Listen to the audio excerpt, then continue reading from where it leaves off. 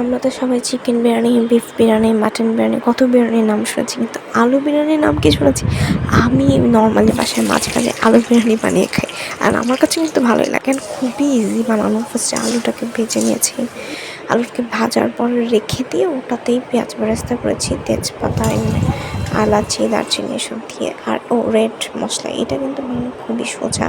আমি প্রায় প্রত্যেক বিরিয়ানিতে এটা ইউজ করি। টমেটো, মিল্ক, কিশমিশ, বাদাম বিরিয়ানি মশলার সাথে একটু ব্লেন্ড করে নিই। আমি পরে যখন আদা, রসুন বাটা আর পেঁয়াজ বাটা দিই বিরিয়ানির জন্য মশলা হিসেবে তেলের মধ্যে, তখন আমি এই মশলাটা ইউজ করি। আর look the colour of this আলুর বিরিয়ানি, বাট এটা কিন্তু মাটনের মতো লাগছে।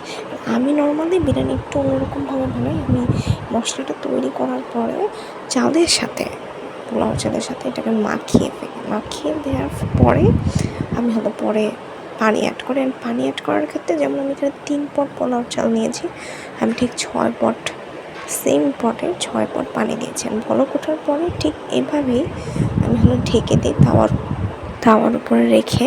চুলার প্রথমে আঁচটা একটু বাড়ানো থাকে 5 মিনিটের মতো, তারপর কম আঁচে আস্তে আস্তে বিরিয়ানিটা কুক হয়।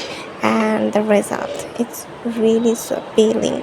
দেখতে খুবই লাগছে আমার কাছে। তো দেখে মনে হচ্ছে, মানে খাওয়ার পরে বুঝেছি আসলে খারাপ না। মোস্ট অফ দ্য টাইম আমাদের বাসায় আসলে আলু বিরিয়ানিটা বানানো হয় পোলাওয়ের বদলে, মানে পোলাও নর্মাল হবে, তাই মাঝে মাঝে আসলে আলু বিরিয়ানিটা বানানো হয়।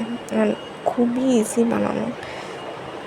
আমরা চাইলেই আলু বিরিয়ানিটা রোস্ট, গরুর মাংস, যা যা আছে বাসায় নর্মাল যা যা আছে তার সাথে কিন্তু মজা করে বিরিয়ানিটা উপভোগ করতে পারি। আমার কাছে তো খুবই পছন্দের এই বিরিয়ানিটা, ভালো লাগে খেতে।